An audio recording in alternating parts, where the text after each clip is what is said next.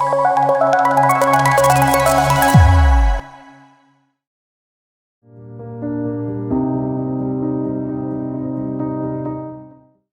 HR implementation. So ideal the idea for this training is just we want to walk you through. If you want to implement a core HR module, what are the key points, what are the key points that will come across, how the page will be look like to configure the core HR module. Okay, so before implementing the core HR module, so core HR module will be implemented by the functional consultant. So okay, so the before implementing the core HR module, there will be n number of discussion with a customer to identify their business, and whether that business current business is going to fit into the core HR module or not, whether we have to change any business from the customer side, or we can do any customization like that. There will be n number of discussion. Okay, it will go more than 2 months, more than a month or 2 months like that, to understand and finalize the structures. Okay, finalize the structures.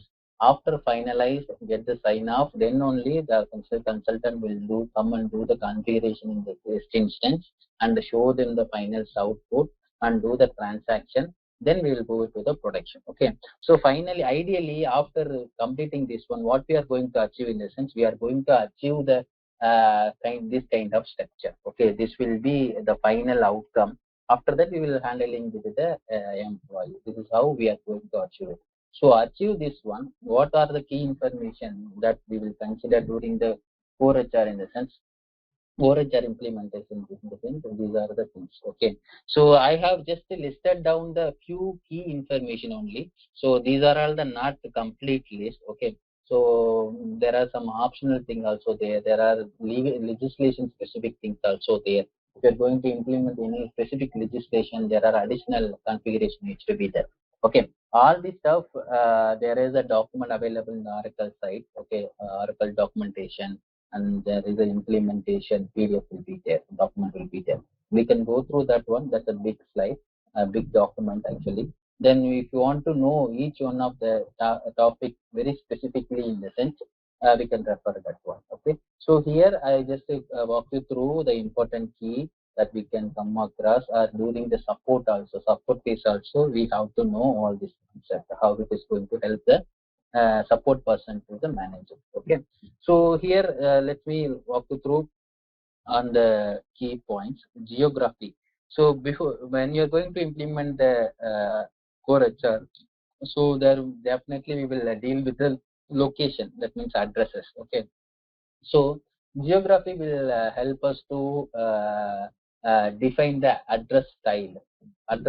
So address style, in the sense, India will have a different kind of address style comparing to other countries. So we have what we have. We have a state, we have country, state, street, and pin code, like that. These are the main things that with the help of this information you can able to identify the location. But UAE, UK, US, all are there having a country, like there are n number of informations will be available. So first of all, country specific, we have to define the address type. Okay, that's where geography will help us to define the structure as well as the validation and the hierarchy.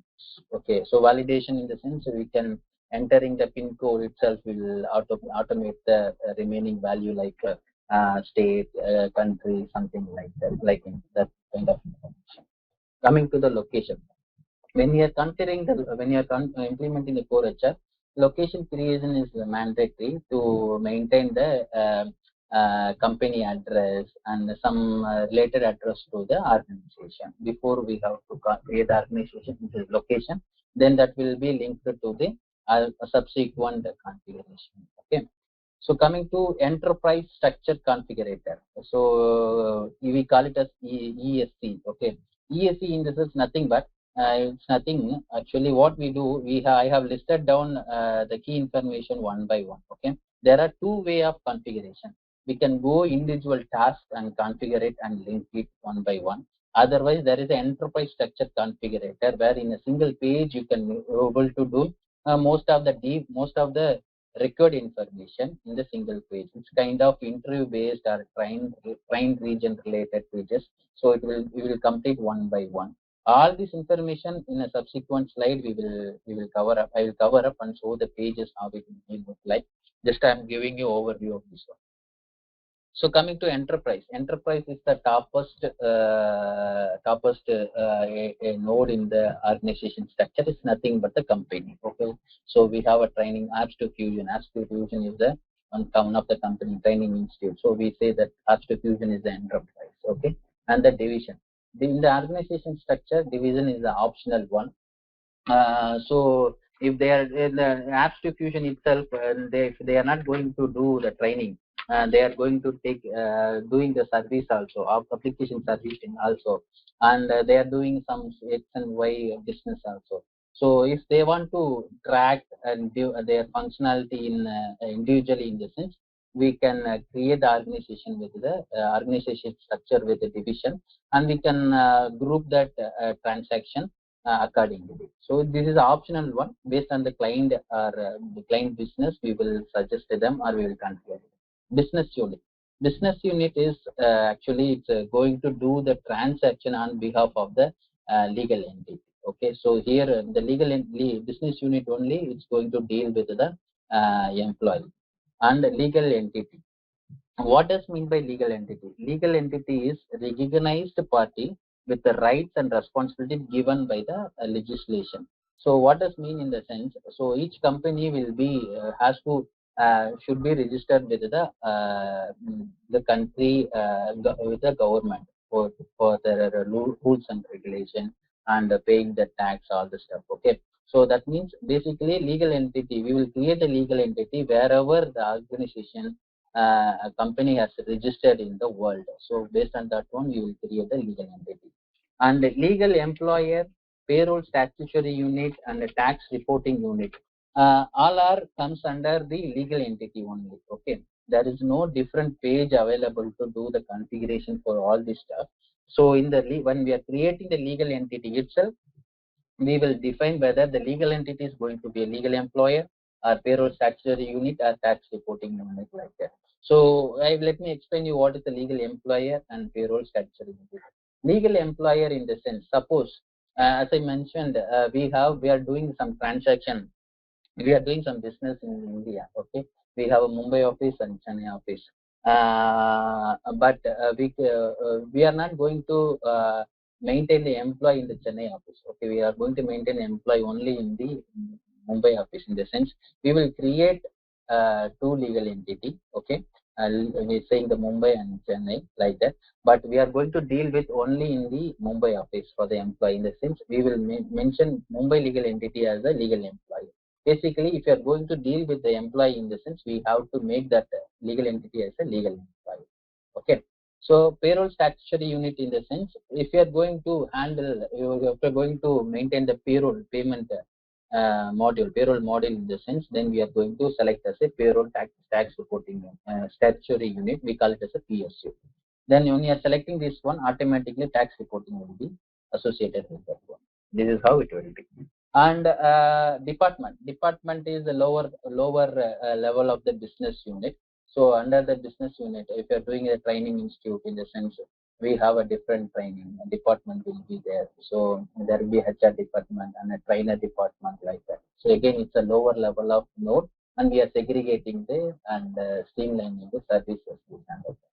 And coming to the legislative data group, LDG, we call it as LDG. It's a new concept in the Fusion HCM. So as name itself suggests, data group legislation. That means legislation data group. We can read it in way, grouping the data by legislation. Okay. So country wise, we are going to group the data, which will apply the more security and which will help us to process avoid processing irrelevant information. Suppose why we need this one, and when we have to create this one, and is this mandatory to create the LDG? All these questions will come up.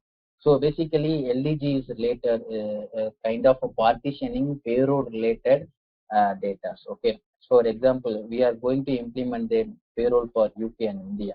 So UK will have that different payroll process and tax component like that, and India will have the different payroll process and tax component. So there will be n number of element will be created. Okay, so which will only applicable to the UK, not for UAE. So for that kind of partitioning restriction, we might be high level. I'm explaining you. Like that, we have to make use of this one. So is this mandatory to create more than one LDG or not? It depends upon the implementation process. If you are going to implement the module for more than one country and going to handle the payroll, then it's definitely going to we have to create the LDG based on the countries. Okay, so this is related to the payroll, linked with the payroll process.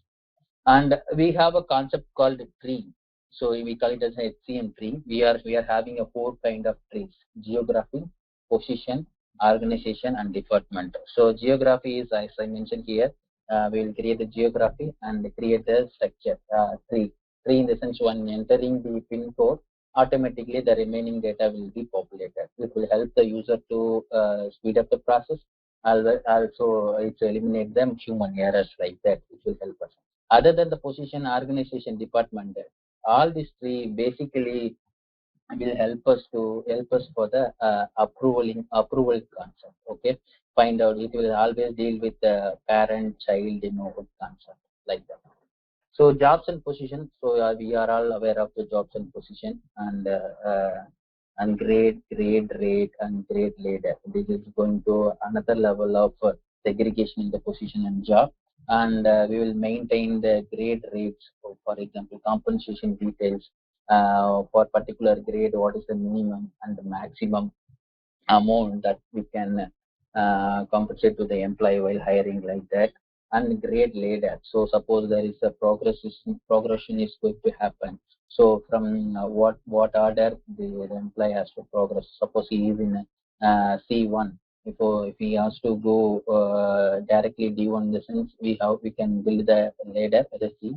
This is how C1, C2, then we can go to D1. Like that, we can define the grade ladder. So these are the high level information. Okay, so once we configure this one, we will have the structure like this. So you see, fusion, we have a apps to fusion. This will be the corporate, okay, entity, and we have a division. This is the optional stuff. So they are having, in this example, they are having a different business. So they are doing a business in the US, Europe, and the Middle East. So they have to track their business in a different level. So in this example, they have given the different divisions. Under the division, next level is legal entity. As I mentioned, legal entity will have the payroll statutory unit and the legal employer and tax reporting unit, like that. Under the legal employee, it will have the business unit. Under the business unit, we will have the department. This is going to be one of a sample organization structure, and there is no static structure for all the organization. The structure will be vary based on the process or business that they are doing or accounting, how they are maintaining it. Okay, this is how it will be. Any doubt in the organization structure? Hello, Prasad. Actually, I have a question. Yeah, so whenever we select the position, right? So uh, automatically some details they get filled, right? Like full-time or part-time, regular, temporary, FT, and all that stuff. So is it because of the position tree? Yeah, there is a concept called position synchronization. Okay, Okay. so that process will take care of all the defaulting process.